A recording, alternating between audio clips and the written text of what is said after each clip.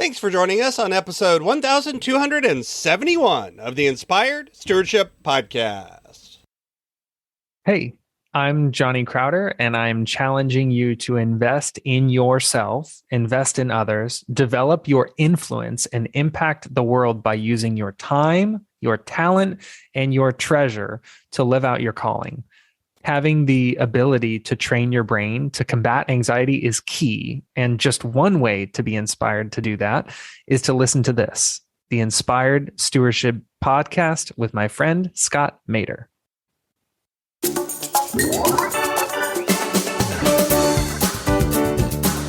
you realize that one little micro interaction you have with somebody could make like a world of difference? And you meet hundreds upon hundreds of people every day working in a restaurant.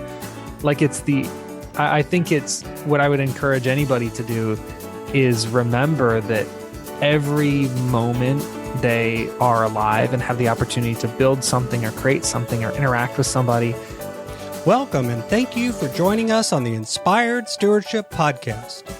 If you truly desire to become the person who God wants you to be, then you must learn to use your time, your talent, and your treasures for your true calling. In the Inspired Stewardship Podcast, you will learn to invest in yourself, invest in others, and develop your influence so that you can impact the world.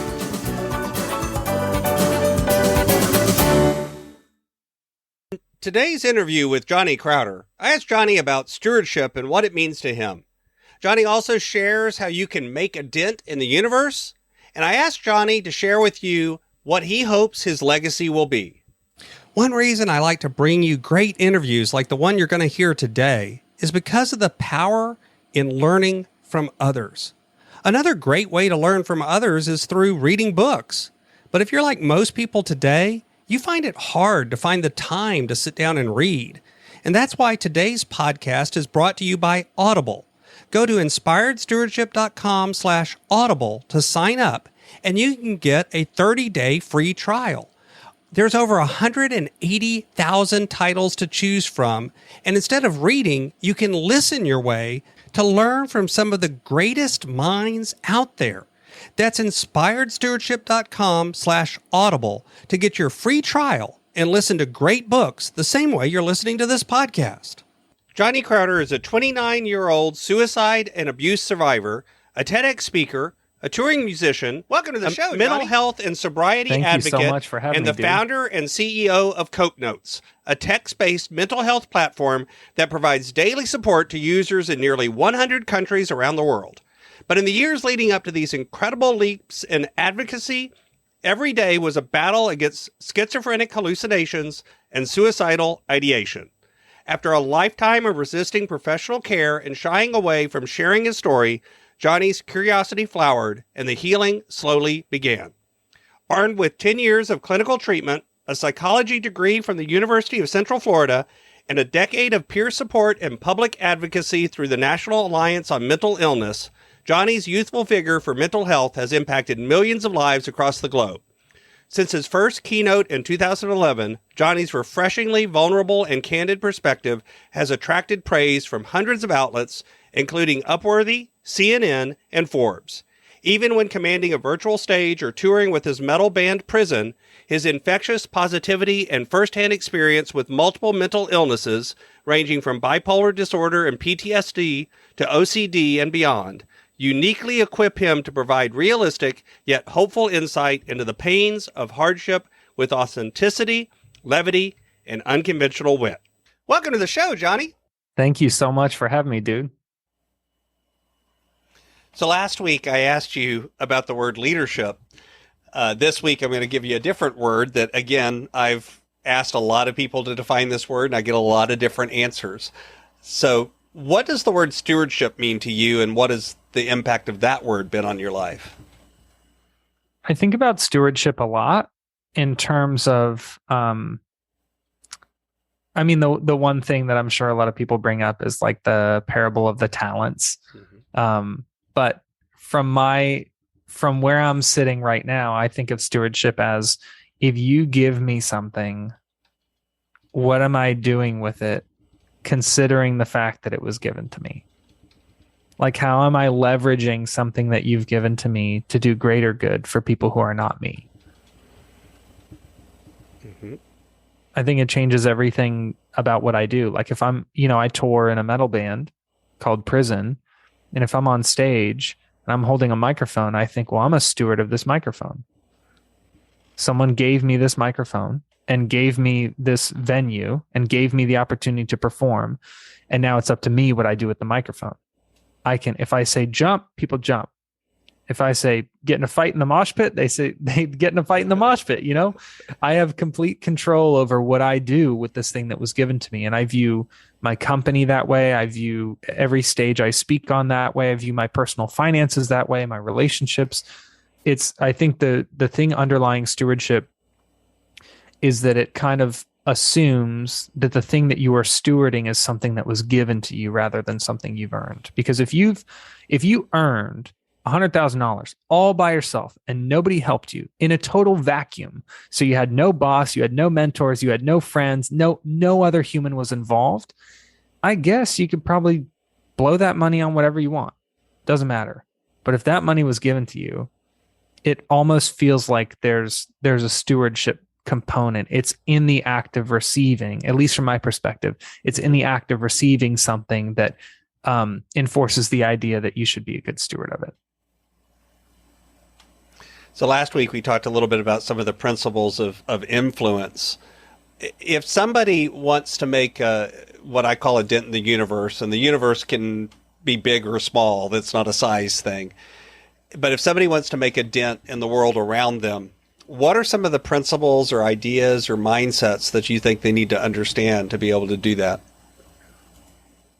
The first thing that comes to mind is the size thing that you just mentioned. Like I have friends who say, I can't make a huge impact on anybody. Like I just work at Chipotle or something. And it's like, dude, do you realize that one little micro interaction you have with somebody could make like a world of difference? And you meet hundreds upon hundreds of people every day working in a restaurant.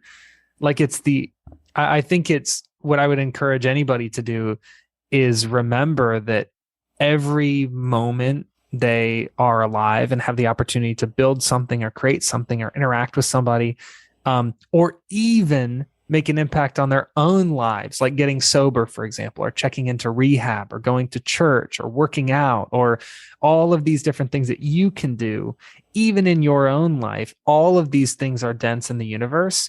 And I think the biggest thing that stops people from making an impact is them thinking that the impact will be too small and thus not worth the effort.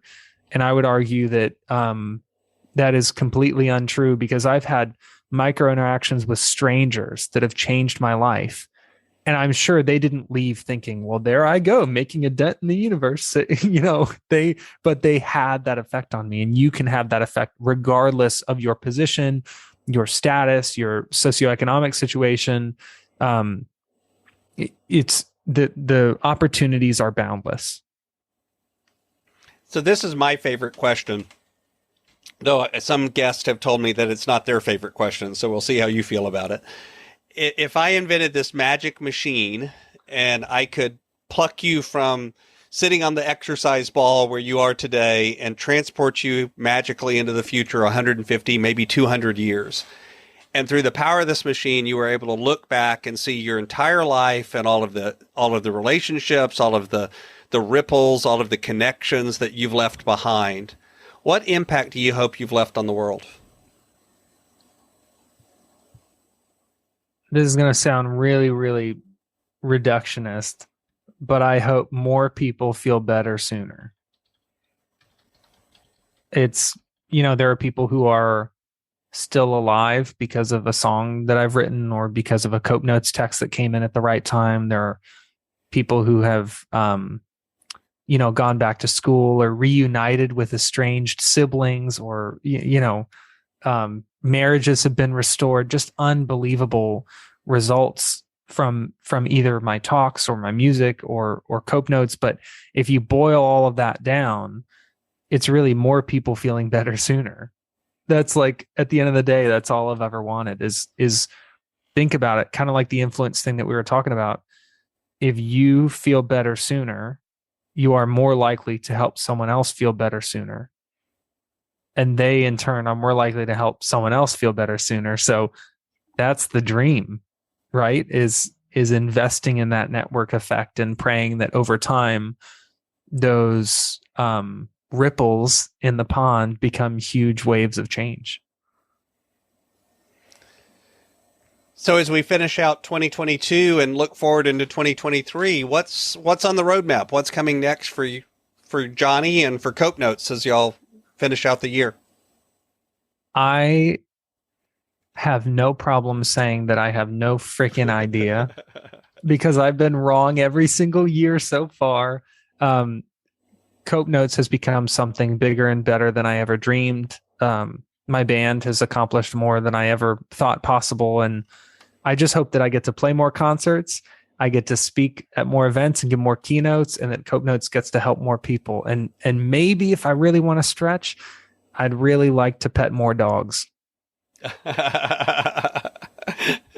My wife would agree with you on that one. Our joke is we know every dog in the neighborhood, and we know 2 or 3 of the owners.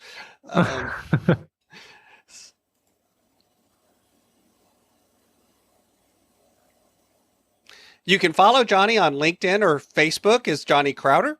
He's also over on Instagram as Johnny Crowder Loves You, and he has a website at johnnycrowder.com.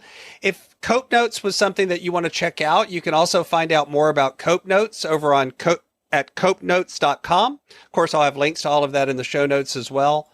Johnny, is there anything else you'd like to share with the listener? I just want to say, I've gotten in the habit of saying this recently. There are people who are listening to this right now, maybe you, who think I'm not doing enough or I'm too far away from where I want to be, especially when it comes to mental health. They think, oh, I can't be helped, or I'm too far behind, or I'm too broken. I want to encourage you to say that if you just spent your time listening to a conversation like this, you are already past one of the hardest parts, which is gearing your brain up to care about this. So I encourage you, please, after this ends, listen to another podcast about mental health. Google a question you have about mental health. Look on YouTube and watch a TED Talk about mental health. Does not have to be mine. Check out a book from your local library about mental health. Don't let this be the end of the conversation. And if it's any encouragement at all to you, at least in terms of, from the perspective of my journey, you're past the hardest part.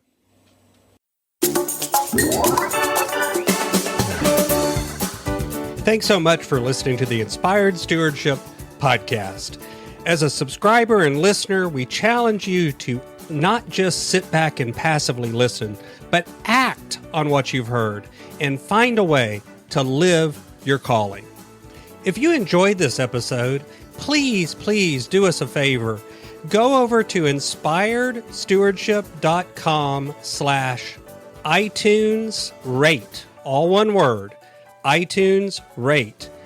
It'll take you through how to leave a rating and review and how to make sure you're subscribed to the podcast so that you can get every episode as it comes out in your feed. Until next time, invest your time, your talent, and your treasures. Develop your influence and impact the world.